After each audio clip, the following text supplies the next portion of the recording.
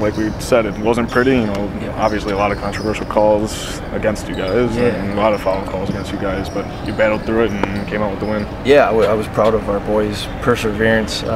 Sure seemed like, especially in that first half, I think it was 16-5 was a foul ratio going into half. We had attempted only three free throws, and it was a physical game on both ends. So, you know, I was proud of our composure. We come back, and we shoot 19 in the second half, and hit 13-19. So I mean, we go 76% from the line, which is great.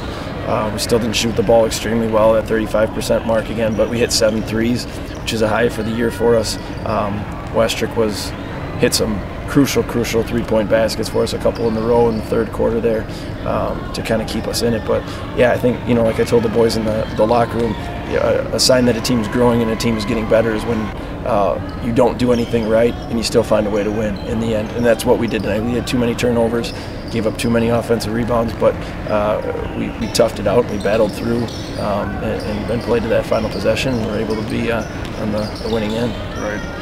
What was the halftime message after kind of letting them back into the game in the second quarter? Just disappointment, and I think letting them know that I was a little disappointed in just kind of our lackadaisical effort in the first half, I thought, and being real careless with the ball.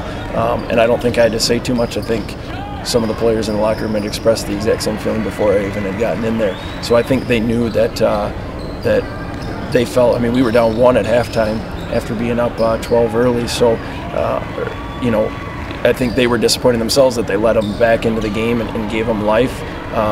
When you know, we look at the Baraboo game, we talked about that, building on that lead and never letting them catch back up. I wish we would have done that. We could have saved ourselves a lot of trouble tonight. But again, Parker's a good, feisty team that never gave up, keeps attacking the rim, and so they're not going to make that easy on you at all. Right. Drew Johnson in the second half. Well, first of all, it was and one that really sparked a run there, and just overall, I think he had 11 points in the second half. 11 a little bit about what he did. 11 points in the second half, 5 for 5 from the free throw line, which was clutch. Every time he got fouled there towards the end, he stepped up confidently and knocked him down. That says a lot about him, you know, as a player, his composure and his confidence. But yeah, that three-point play was really the catalyst to kind of get us going and kind of gave us that 10-point cushion again. They trimmed it down a little bit till it was too close. You know, it should have been a 6-point win. They hit that 30-foot buzzer beater to make it a 3-point win. It is what it is, but we played hard, and Drew was a big part of that, getting to the free throw line, knocking down shots. Like I said, I was pleased with as up and down as we've been from the free throw line this year. When in the clutch, when we really needed them tonight, we hit them. Lastly, the pressure at the end kind of got to you guys. Did that worry you at all? A little bit. You know, we had a lineup in there that we don't typically have in there. We were going with basically 4 smalls and 1 big, and with Luke, kind of rotating Luke and Colin in there.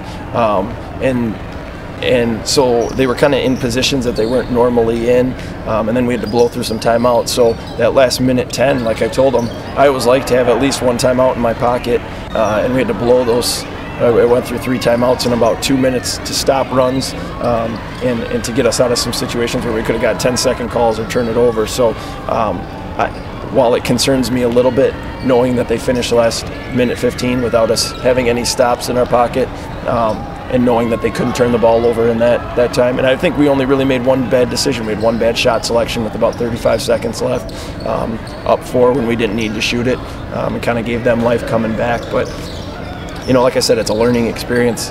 It's better to have learning experiences when you win than a learning experience when you lose. So